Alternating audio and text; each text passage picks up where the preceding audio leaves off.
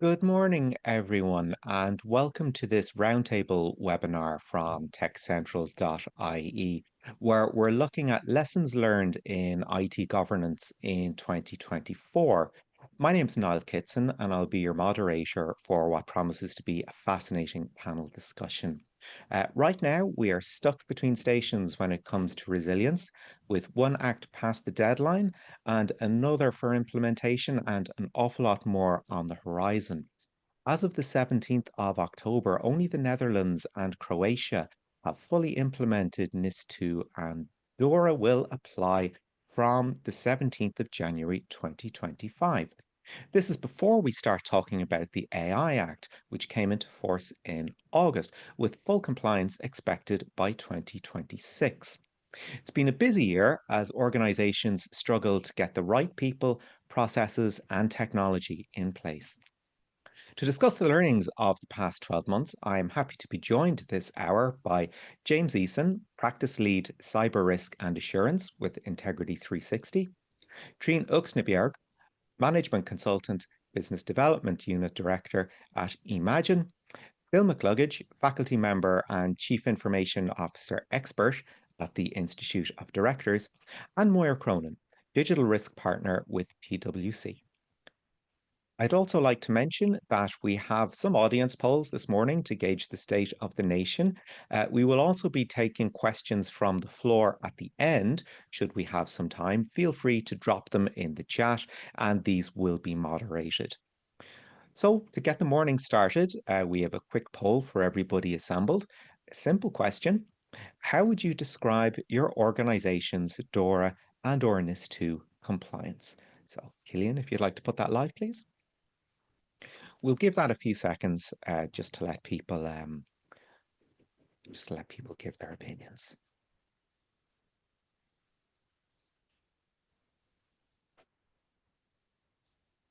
Okay, Killian, have you some results to show us?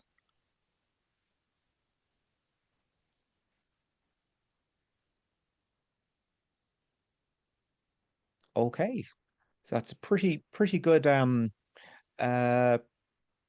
pretty good start, really. A third partially compliant, more or less, a third roughly at the planning stage, but with a timeline. And then we've got sort of what, 27% that are kind of adrift when it comes to compliance at the moment. So that's a fairly significant minority. So thanks a lot for that, Killian. Hopefully we'll be getting back to more polls later. So I suppose one way to describe compliance in 2024 has to do with risk and risk appetite in organizations when it comes to regulation in general. Moira, let's start with you. You're at the coalface, you're talking to a lot of organizations about risk. How do you find people's relationship with risk has changed over the last 12 months? Niall, thank you, and good morning, everyone. It's definitely a very topical question, Niall. What I'm finding with organizations, particularly in the FS sector, as we look to implement DORA with them, is that often regulation can be seen as compliance as opposed to, aligned to the risk appetite of the organization. But actually, as DORA is starting to push through, we're seeing more and more organizations actually stand back a little bit from the regulation and actually look to see, well, what does a good framework look for my organization? How is it aligned to the risk appetite that I am faced with as a bank or an insurance company or whatever it is? And really what we're encouraging definitely our clients to do is to stand back from pouring a whole load of resources and cost into complying with one regulation and building your own framework, almost building that wall around you that aligns with your risk appetite, and therefore it will protect you and your business, which is really where I suppose regulation wants us to think in that context. James, what's your take on this? Hi, and good morning, everybody. Following up on Moira's point about businesses looking at it in their own context, we've certainly seen that, and we get to see organisations, or to speak with organisations, not just within the financial services sector, but quite broadly across manufacturing and general industry.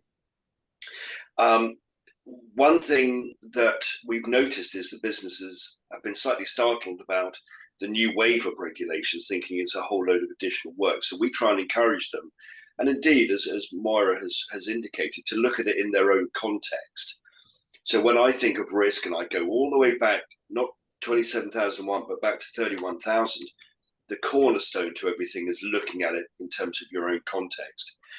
In terms of appetite, risk appetite, yes, we are seeing that businesses are being cuter in terms of considering it in their own context and the risks they want to take.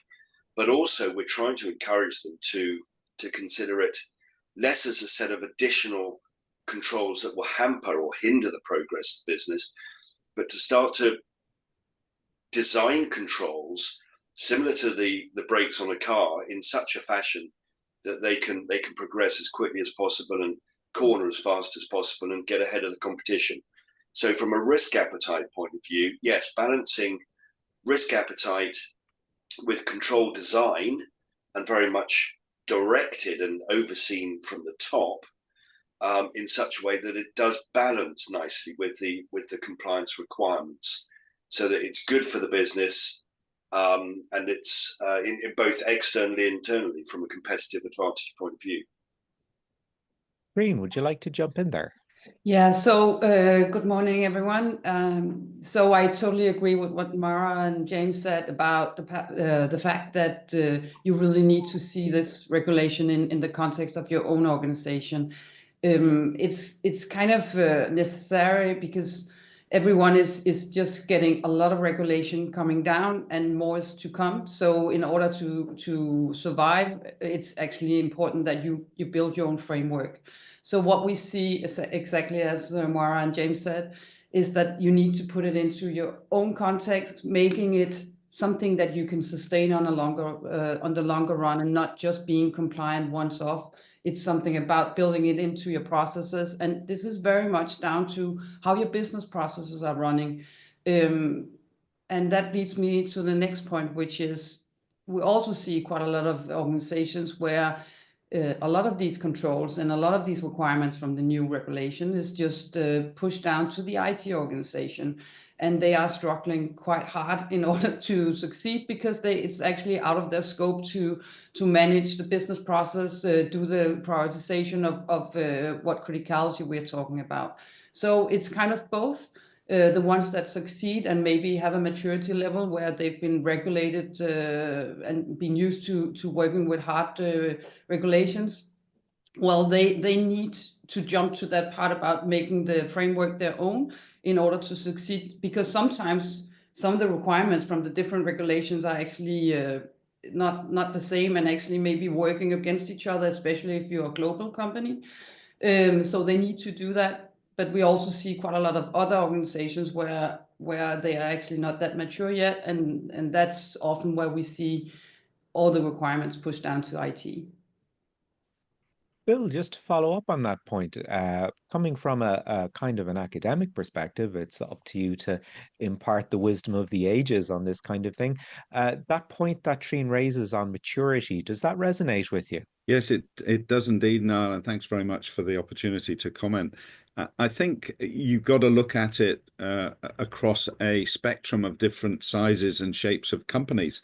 87% in a recent poll with the IOD, 87% of business leaders were concerned about third-party and supply chain risks.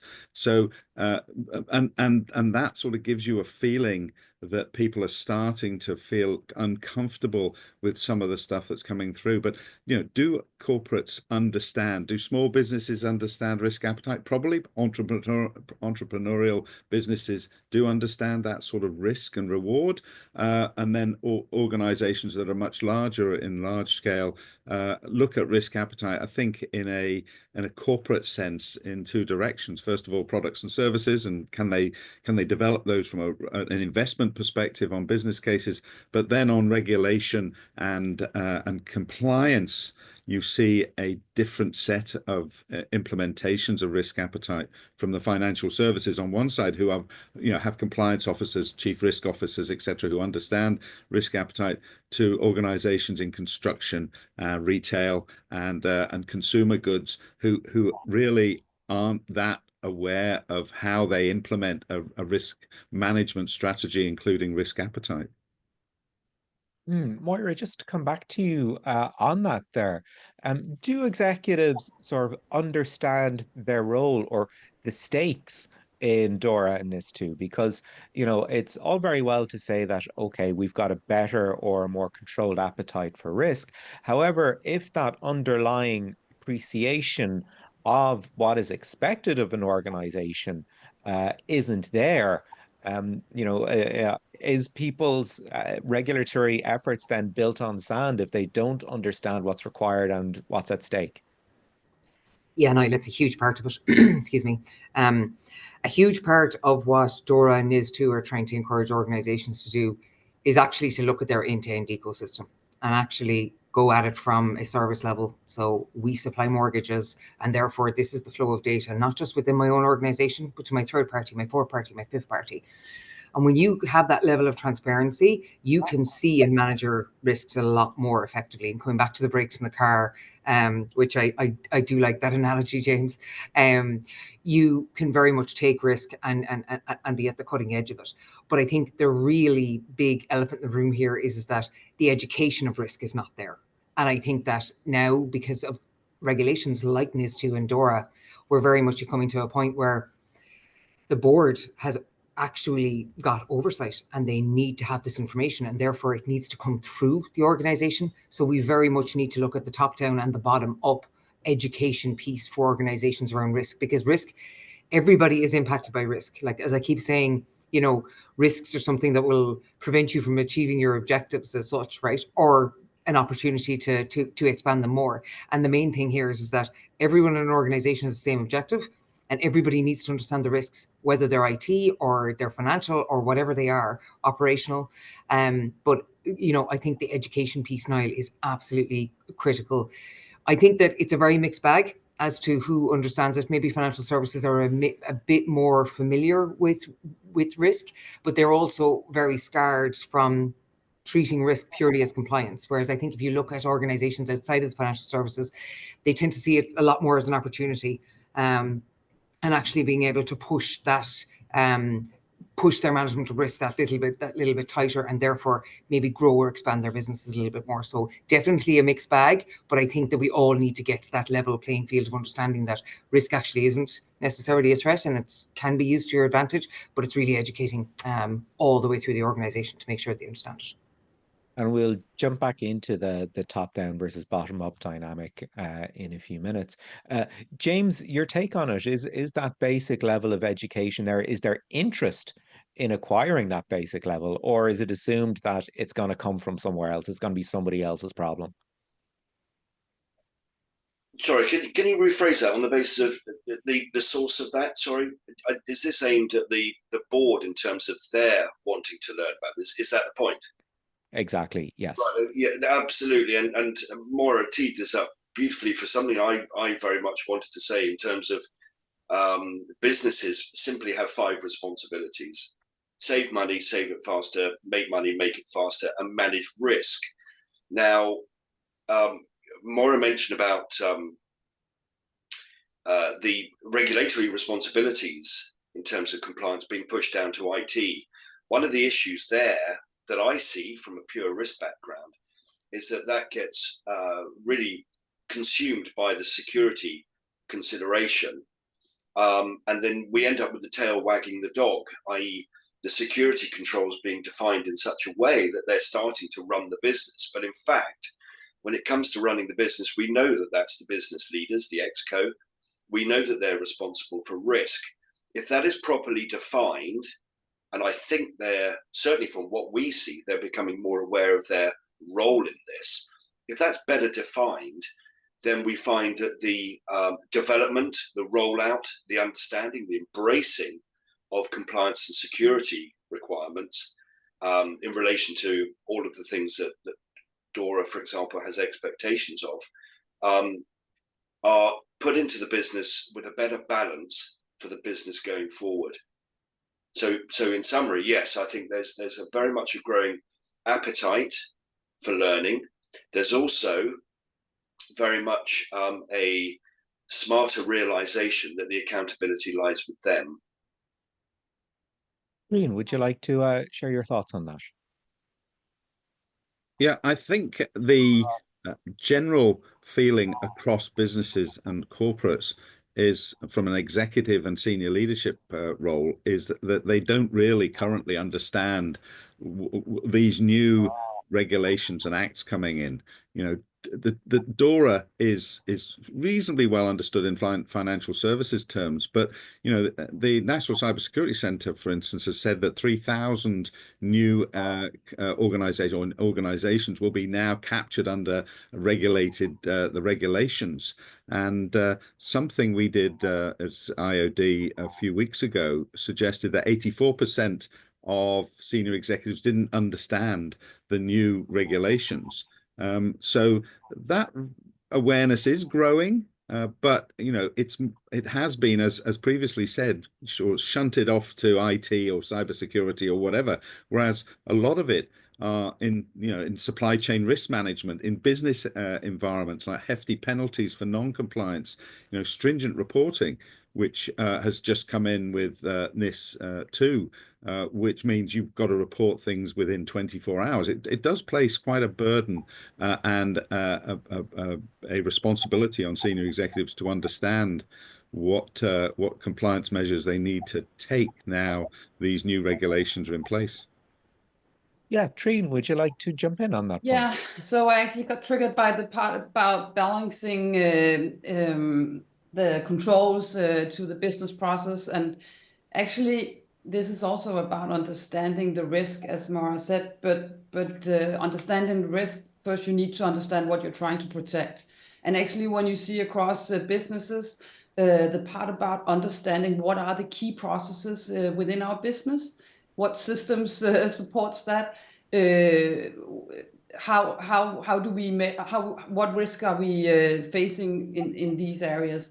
Actually, that transparency becomes before the risk management, because of course the risk appetite is based on how critical your business process is. And I would say that understanding those key processes and actually agreeing on who is the owner of those is also something that needs to be discussed more on a board level, not maybe a board level, but senior manager level, in order to understand the risk landscape for the business and make the right decisions, so you can actually balance the controls, not only from a technical perspective, but also from a business perspective. And this ties into another discussion, at least really present in Denmark, which is what are the skill set of our managers within the technology space? Because you cannot understand this unless you have some understanding of the technology underneath. And this is regulated in DORA, where there's a phrase on they need to know enough to understand the risk landscape. You don't have the same phrase in NIS2, but actually this is the key, because how can you understand the risk facing your organization if you do not understand, just to some extent, the digital landscape supporting it? And that becomes even more important when we talk about suppliers. So for instance, we see now that some companies are sending out rather rigid controls requirements for their suppliers, which doesn't fit what they're bringing, what they're supplying to this company, because they just need to be compliant and need to do something. So whereas maybe we need to have some kind of differentiated requirements for different suppliers within an organization. But it all comes down to what process are they supporting? Is this a key one? But it seems like we sometimes just put the same requirements out no matter what. Let's have a look at that idea of compliance coming from the top down, but also the bottom up as well. And in particular, the role of the CISO in all of this.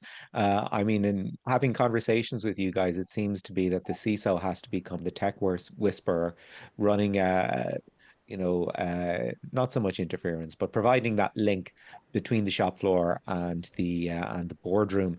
A job that is, very very difficult at times because not only jargon, but there's also cultural issues at stake as well. Moira, how do you find the role of the CISO is either changing, evolving, or just sort of cementing as to what it is already? Yeah, I very much think, Niall, that, when you look at the board members, a lot of the time you don't have somebody that has that digital cyber IT risk background, right? And it's very hard then to, I suppose, almost understand what's being brought to them from the shop floor, as you say, right? And really, we're probably moving towards a state where you're going to need somebody on a board that is able to challenge what is coming through. But definitely in the interim, you also need that person that can talk both languages.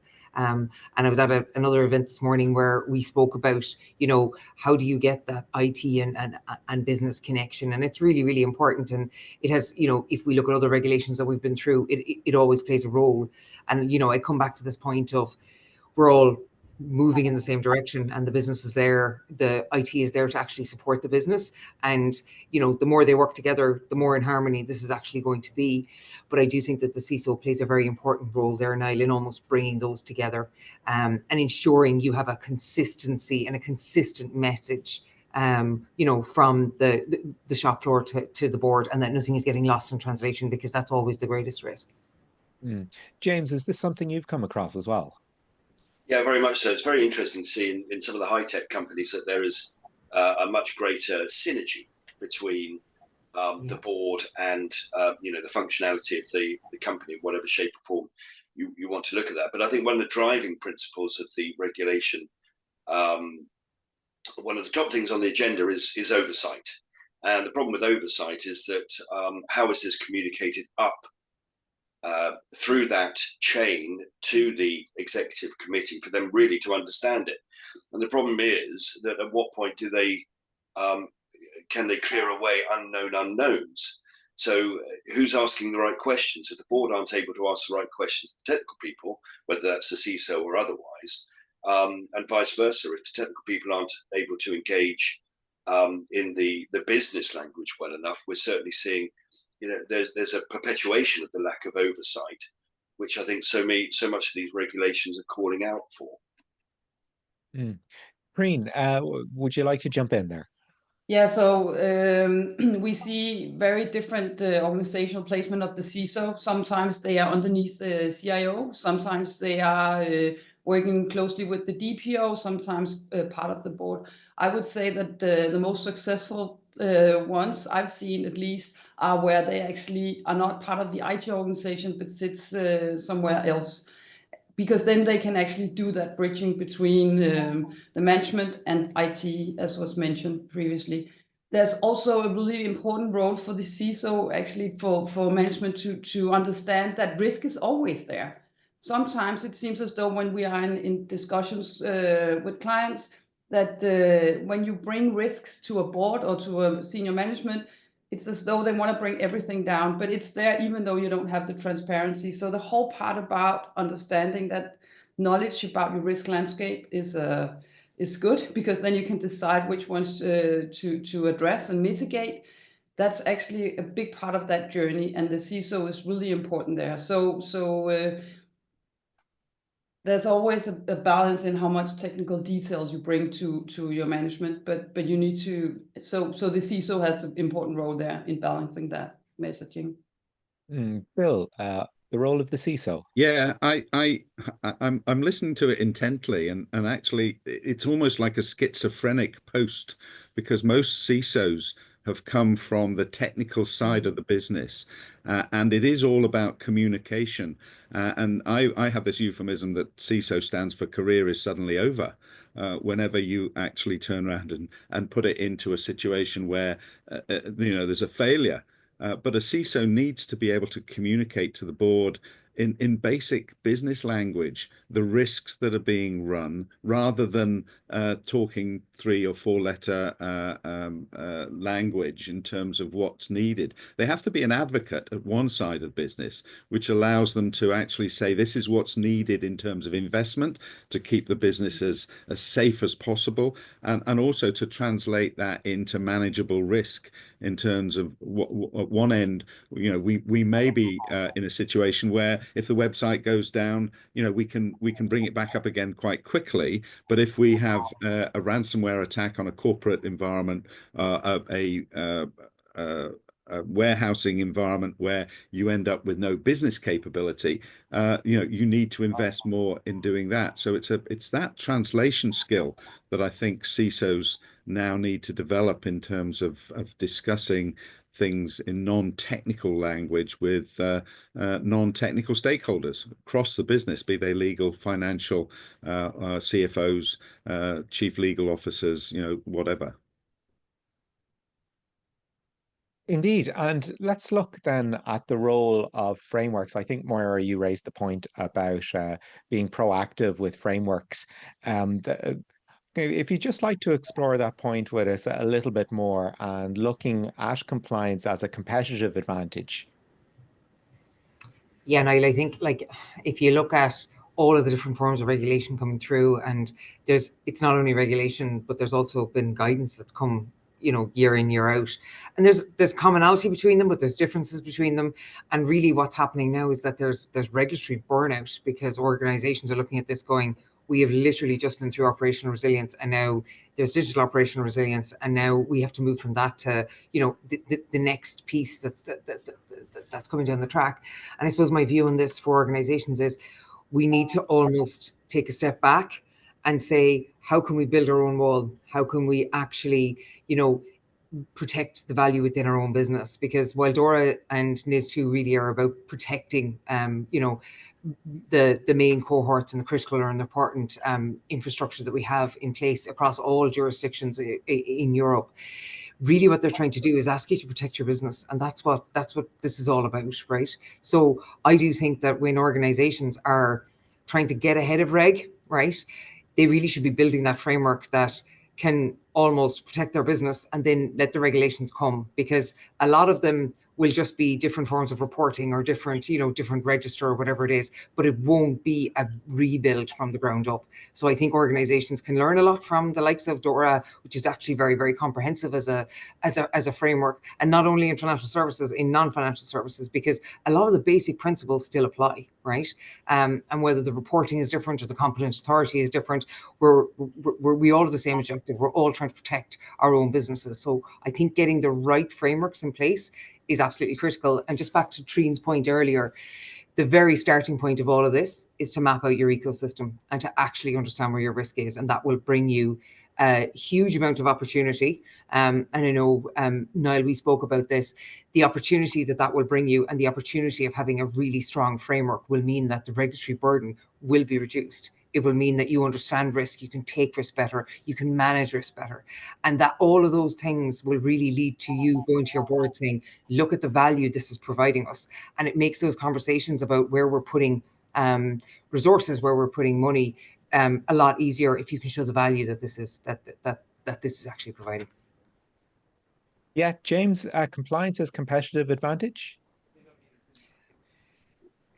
The one thing that really stands out for me is that we're asked by businesses to help them navigate what they perceive to be slightly choppy waters when it comes to embracing and complying with new regulation. But really, when you pick through it, and I probably fairly boldly say this, what really is new?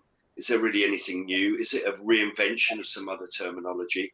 You can understand the agenda which is behind all of this. So maybe also work to the agenda that's being discreetly or even inadvertently flagged up by the regulators that are, or the legislative bodies that are coming up with this.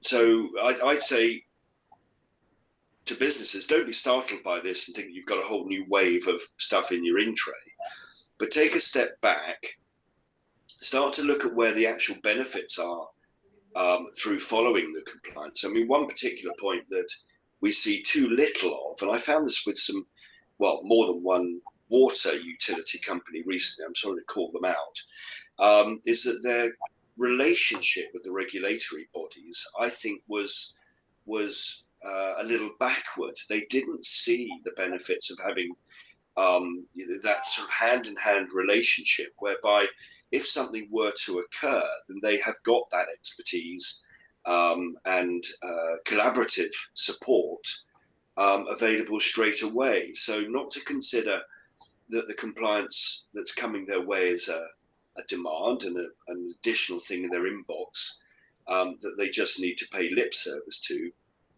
but start to read between the lines and look at those beneficial elements, as I say, collaboration with regulatory bodies, government bodies, law enforcement, etc., so that when something occurs, you're in a much stronger position to know what to do. And that is one of the things that I see starkly with businesses, that they don't know what to do as a first step.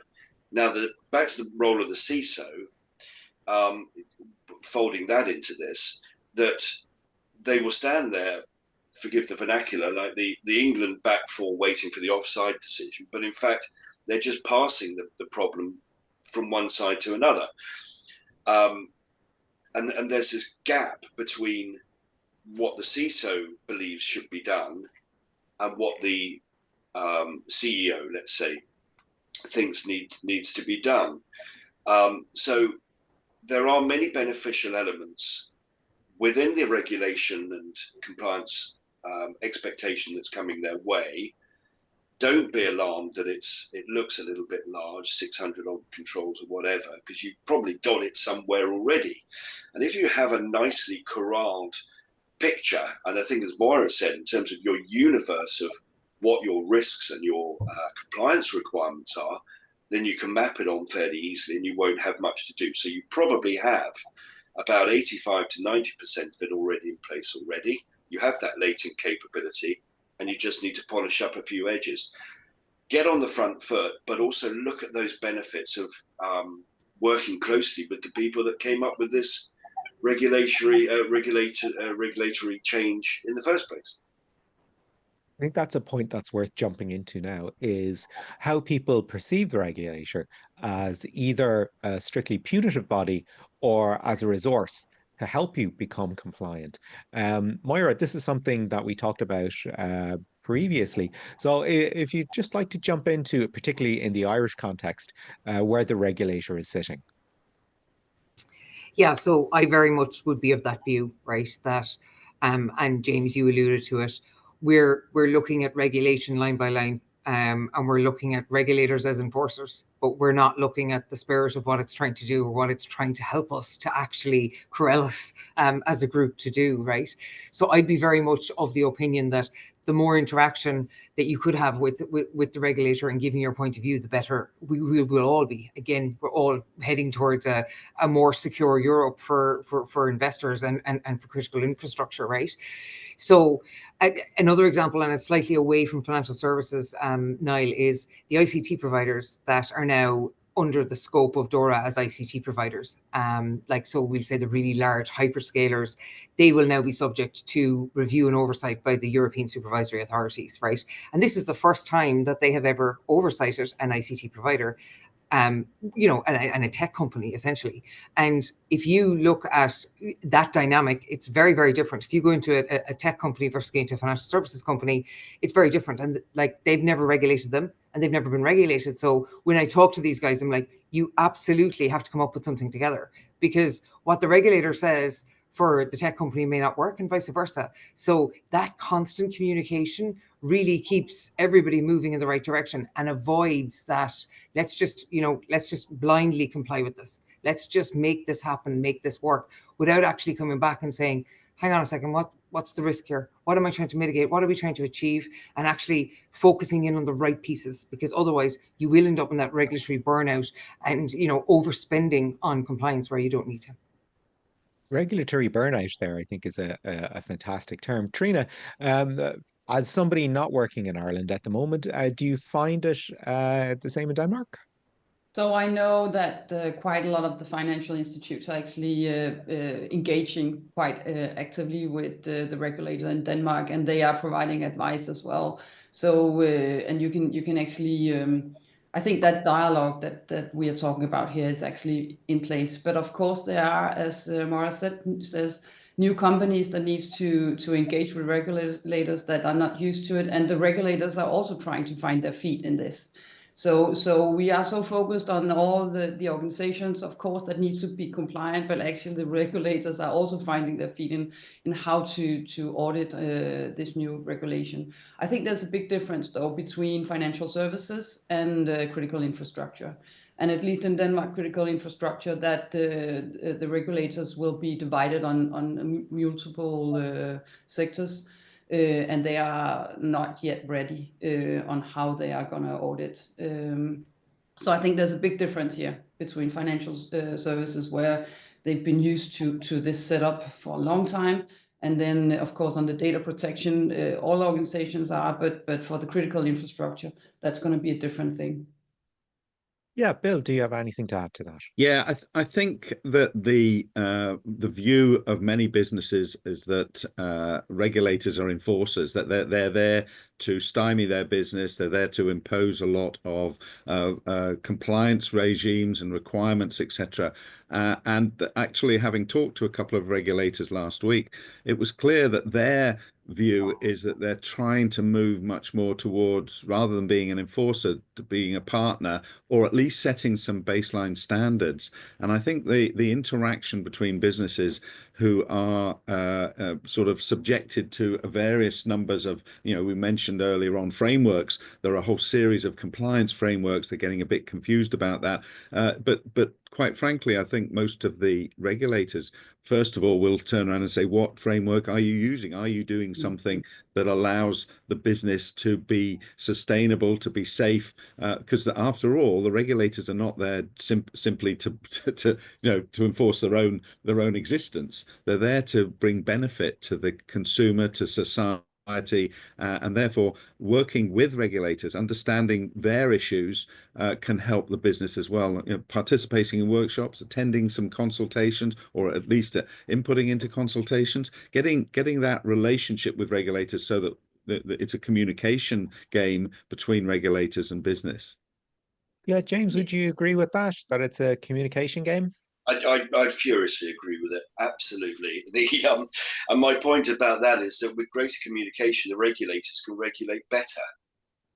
And one of the things that springs to mind is that the oversight required by the boards in all of this, for example, their accountability should something go wrong. Let's say there's an incident, they report it in the right timeline, etc. But are they reporting it correctly? Because there will be a post-mortem, and subsequently they could suffer penalties as a result of that. So it's not just doing things at speed; it's doing things correctly at speed. So I think the relationship is absolutely critical, not just to get your retaliation in first, but genuinely so that the regulators also can regulate better because they understand how the businesses work better. Now, I know that a lot of persons within the regulatory bodies are ex-industry, and that's a huge help. But we need to perpetuate the strength of the balance of those relationships in order for each party and in that partnership, as Bill says, to be able to function more confidently in how they're going to deal with anything should it happen. So I think the two-way street on this is absolutely critical. So let's look at when it comes to responsibility. With GDPR, we're used to dealing with responsibility at an organizational level, that if something goes wrong, the company will pay up. However, under DORA, we're seeing that shift quite dramatically. Moira, if you'd like to take us through where responsibility would lie in the event of a breach.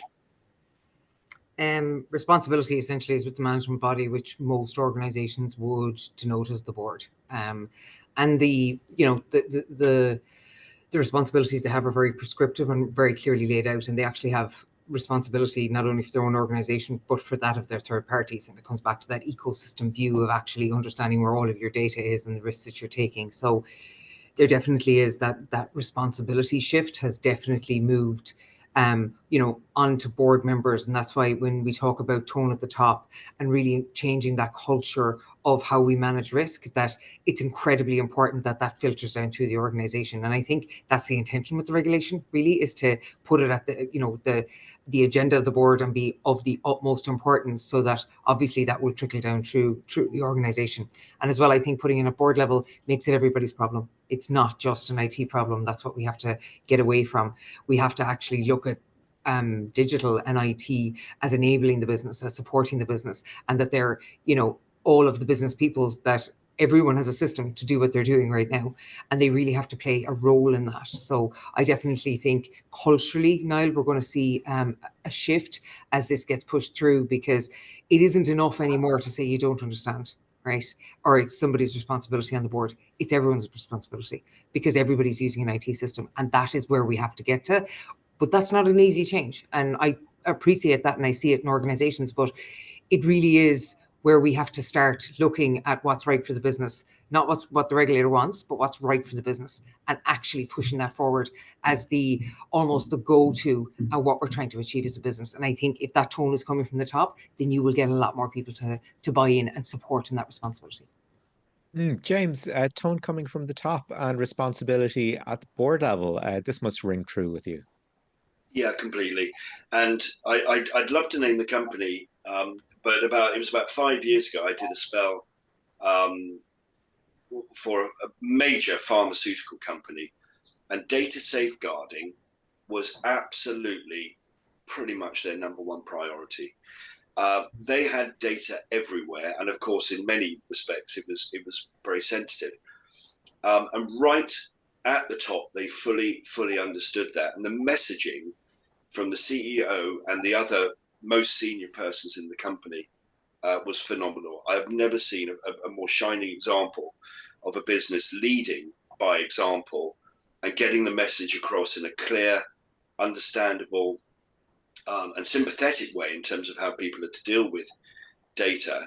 And yet there are some organizations with whom I speak that do really sort of struggle with understanding or seeing the benefit of very strong messaging and the full, universal cultural embrace of understanding the responsibilities that everybody has in a company to safeguard data. So there's a bit of a spectrum in terms of great to very poor, and of course the public is so much more acutely aware and becoming more aware of what businesses are responsible for in this respect and what's precious to them. So that will only intensify in terms of the expectation. But yes, indeed, yeah, it's critical that from the top the message is clear and strong, and meaningful. Trine, you talked earlier about maturity. Is this part of the package? It's definitely part of the package, but I just reflected that it's of course senior management has a special role here, and it's definitely called out in DORA. But in general, we always talk about tone from the top, which is or senior management engagement is crucial when you're trying to implement things. But actually, the same elements that makes it hard maybe for senior management to understand the risk and the whole compliance security area is the same that is sometimes what we're struggling with when we are trying to get that cybersecurity awareness within our employees. So it's the why that is really important. So why is it important for us to protect our data? Why is it important for us to know the ecosystem and what our suppliers are doing on security? So and it's the same elements that we actually need when we are trying to create that cyber savvy culture within our organization and making them understand why these compliance requirements are important. And it's definitely something about maturity, because if you're used to it, you can build on top of that. So this will take time, and we see a big difference across organizations, but everybody is working with this now. Okay, just on a practical level, something has landed in the chat here that I think is quite interesting and pertinent to our discussion. This is dropped in by Tommy Cronin. He said, I remember when GDPR was being implemented, the expert external implementation team came in with language like unlawful use and flagged examples in our company back in the day. That got people's noses out of joint as nobody deliberately did anything unlawful in our company, but it wasn't explained properly that this was specific GDPR language. To which he goes on to ask, what steps have the panel taken in moving into a new company to implement regulations to ensure the rank and file within the target company is brought along in mind and body? Trine, if you'd like to start with that. Yeah, so I would actually refer back to some of the things that's been mentioned already. We always go in and try to build on what's already in place. So if you take GDPR, for instance, a lot of company has, of course, implemented, or everybody has implemented GDPR, but it's not been maintained, but they have things there. So we've tried to go in and build on what's in place, use their own framework and build on top of that. And not, as far as it's possible, not use unlawful as a, we try not to scare people, we try to explain the why. And then it's about actually integrating it into everything they do already in the business instead of finding out something new. Okay, Killian, let's go to our second poll for this morning. The question is, does your organization have a roadmap for integrating AI? So I'd just like to bring that up for a moment. A simple yes, no.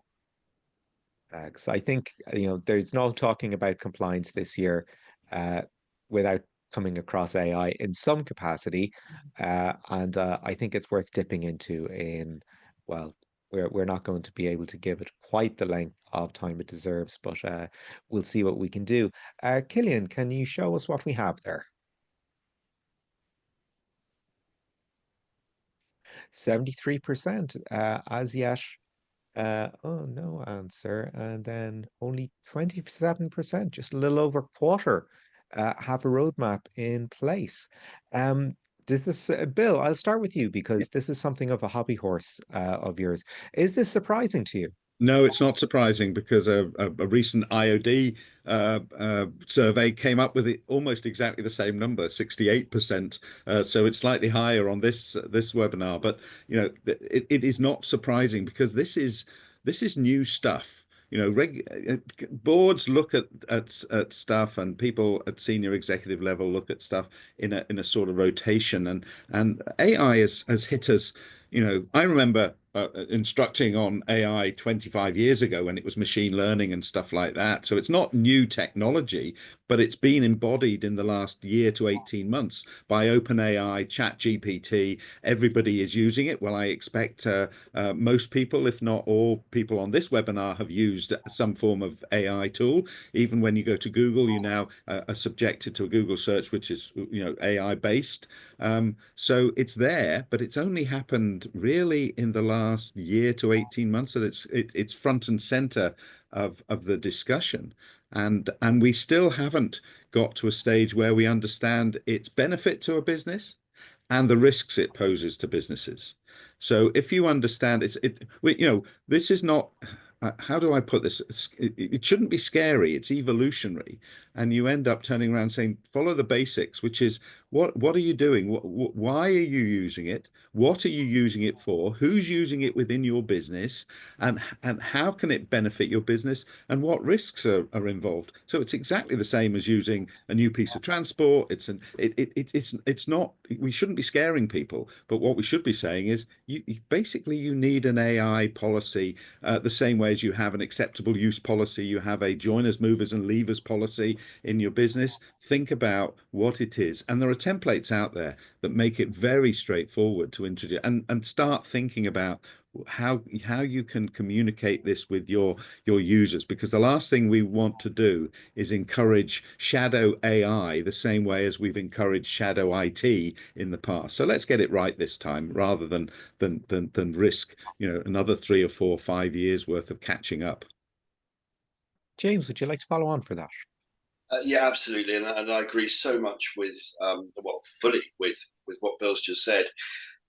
When something new comes along, and there's tremendous sort of marketing and profiling and media coverage of all of these things, they tend to get treated in isolation. And I think businesses should be encouraged to come back to the cornerstone of what is their risk management strategy and simply weave this into the fabric of that, as very much as Bill was indicating. And of course, remembering that different companies use AI very, very differently. And for some companies, it's just a slightly sort of more advanced version of Google. And then for other companies, it's their absolute sort of raison d'etre that they are there to give people access to enhanced AI services. So this comes back all the way beautifully full circle to one of the points that Moira made at the start about context. And it must be considered in the context of the business. And as Bill says, what are you using it for? Who's allowed to use it? Obviously, approach it with caution. Don't approach it with impunity like we would with anything new to the business. But just don't have it as a siloed thing alongside your strategy. Weave it in like you would with any other functionality within your company. Top and tail it with what are the threats, what are the risks, therefore, to my business, and keep it in context. Trine, on our own Tech Radio podcast, I've often talked about AI as being an inevitable technology.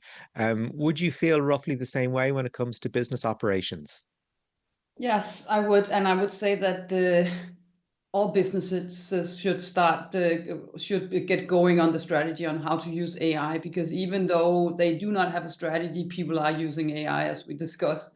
So the question here is, why are we using it? What are we using it for? What are we trying to obtain by doing so? And putting in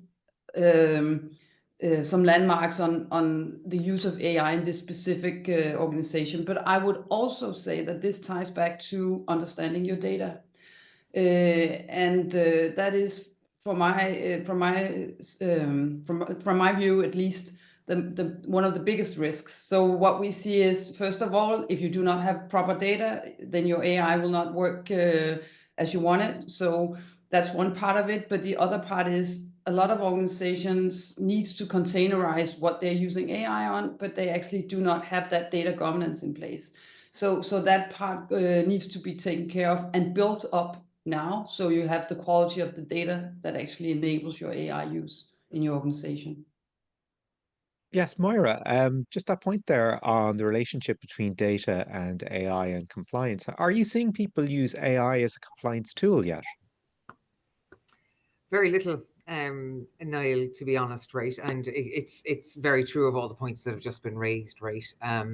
I do agree. Like, this is yet again another risk that organizations have to manage, right? So you can do things more effectively and efficiently, but you have to manage the risk, and that, that's the trade-off that you ultimately have. Not seeing it, I've seen certainly examples and use cases of it, which are very sophisticated, but at this point, we still would have a human in the loop, and that's obviously critical to make sure that this is doing what it should be doing. The other bit I'll come on to, Niall, is it can stifle innovation, right? Because a lot of organizations are fearful of this, right? And the fact that it hallucinates and it's totally out of our control is something that we've never really seen before. So what we are encouraging organizations to do is to put in a responsible AI framework. And I know the EU AI Act is coming down the tracks, and we're all again, petrified of what that's going to bring. But actually, the EU AI Act is a really good example of a piece of regulation that actually doesn't protect your business to the extent that it needs to. And I'll give you an example of that. The EU AI Act is really all about the customer, right? And if it impacts the customer, then you are in breach, essentially, right? Whereas if you're a small or medium enterprise and you've got an AI bot doing, or you've a bank using an AI bot to credit rate an SME enterprise, that's not going to breach the EU AI Act, but actually it will damage your business. So what organizations need to have to look at here is, as I said, that wall. Look at building their own framework around AI, and what that'll actually allow organizations and their personnel to do is to innovate and actually use AI safely. And that's what organizations need to do. They need to get those frameworks in place so that they can almost have that sandbox and make AI work for their business, because nobody knows their business better than they do. And if you have that ecosystem of understanding of where your data flow is, you absolutely could make things more efficient. But it's the people that are doing it day to day are going to bring that level of innovation. So that's where I would see, that governance piece really playing a very strong role. James, I'll give you the last word on AI, and because time is catching up with us, I'll give you the last word in general. So where do you see AI fitting in with companies' roadmaps, if indeed they have one? Use the framework that they would use from a risk management point of view wisely. Now, we know the EU stuff is on the radar, but NIST, our US cousins, they produced a framework. I think this was 4 years ago now, which, like the NIST CSF framework, is quite a practical application. It doesn't tend to focus on too many sort of specific areas.